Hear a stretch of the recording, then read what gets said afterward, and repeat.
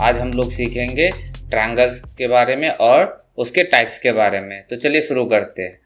जैसा कि आप जानते हैं ट्रायंगल नाम से ही ट्राई एंगल, तो ट्रायंगल किसे बोलेंगे? A closed polynomial figure having, ऐसे ऐसे क्लोज पॉलिनोमियल फिगर जिसके अंदर क्या होनी चाहिए? 3 साइड्स होनी चाहिए, 3 एंगल्स होनी चाहिए और 3 वर्टिसेस होनी चाहिए। जैसा कि आप फिगर में देख रहे हैं यहाँ पे ए बी सी, ये 3 साइड से क्या हुआ है? घिरा हुआ है, क्लोज्ड है। तो चलिए लिखते हैं कौन कौन से इसके साइड्स है। पहला है साइड्स। साइड्स लिखेंगे तो हम लोग कैसे लिखते हैं? हम लोग क्या करते हैं, ए से खड़े होते हैं और बाउंड्री पे चलना स्टार्ट करते हैं। ए से कहाँ जाएंगे? बी पे, तो इसे लिखेंगे ए बी। और चूंकि ये क्या है, लाइन सेगमेंट है, तो इसके ऊपर में आप ऐसे भी दे सकते हैं, ये लाइन सेगमेंट की निशानी है। तो पहला साइड हो गया ए से बी, बी से सी जा रही है तो बी सी, सी से फिर कहाँ जा रही है? ए जा रही है तो सी ए। देखिए ए से बी, बी से सी और सी से ए, तो 3 साइड्स हो गए। चलिए अब इसके देखते हैं कौन कौन से एंगल है।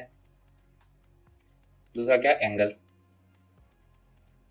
एंगल्स की बात करें तो आप देखोगे कि एक एंगल, यहाँ एंगल कैसे बनते हैं? 2 साइड्स जहां पे इंटरसेक्ट करता है वहां पे क्या करता है? एंगल बनाता है। तो एक एंगल यहाँ हो गया, एक एंगल यहाँ हो गया, एक एंगल यहाँ हो गया।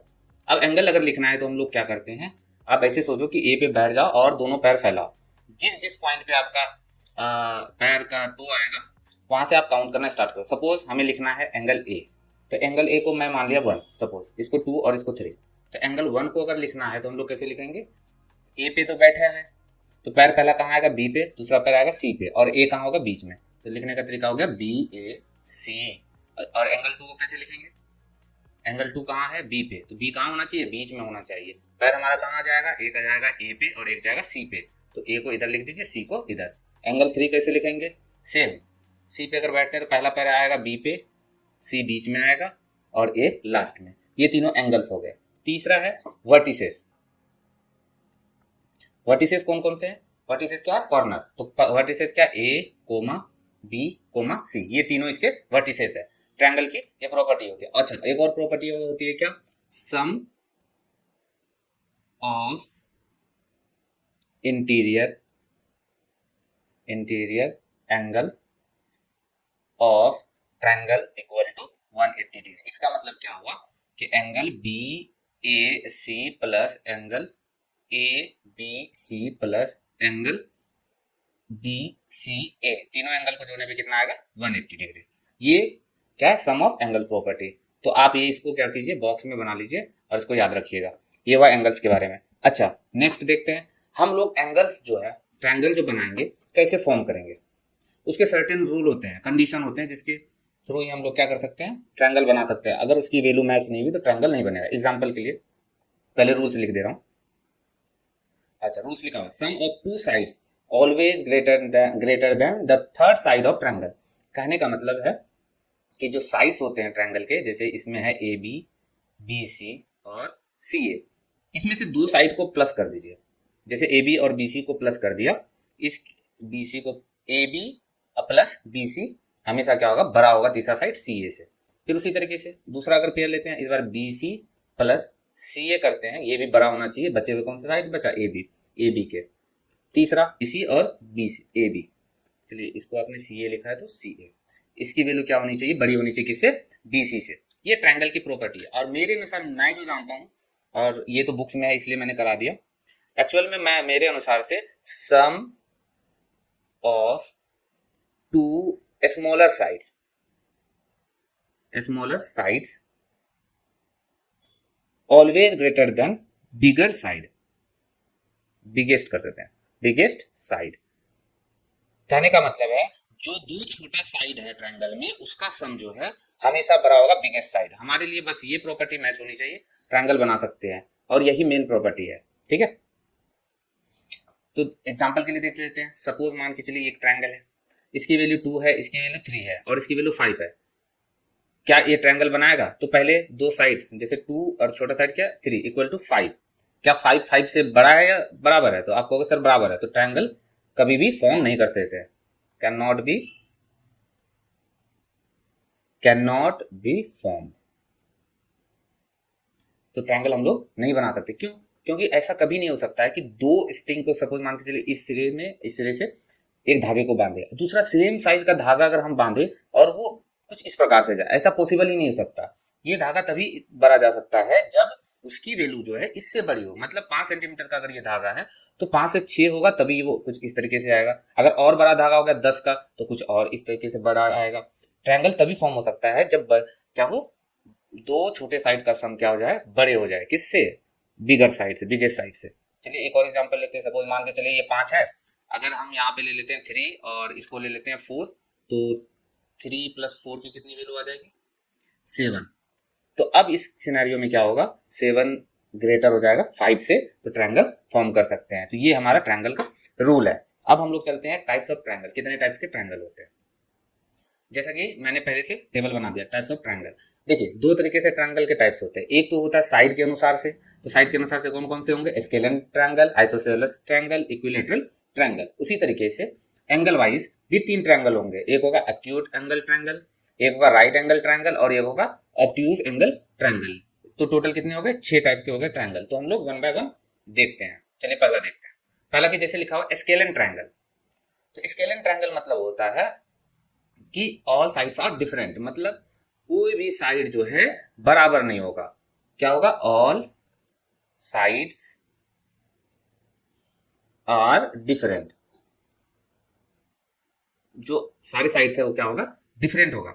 देखिए जो जितने भी ट्रायंगल जो साइड वाइज है, साइड के अनुसार से, देखिए जो भी ट्रायंगल साइड के अनुसार से, उसमें दो प्रॉपर्टी आपको याद रखना होगा।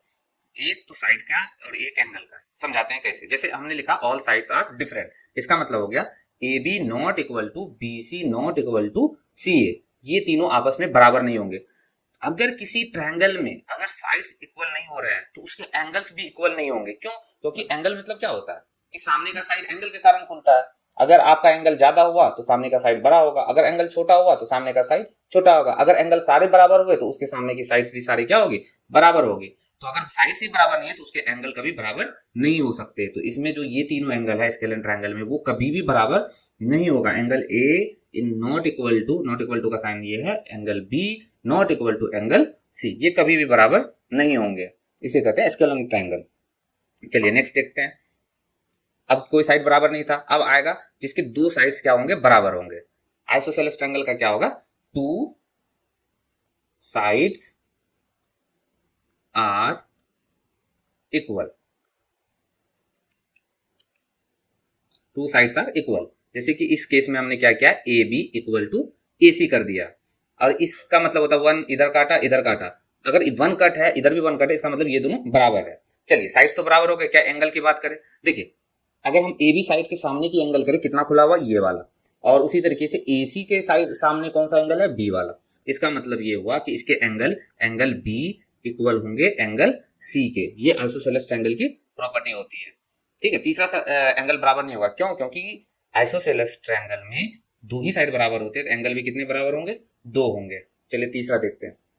Equilateral triangle. इक्विलैटरल ट्रायंगल मतलब हो गया all sides are equal, all sides are equal.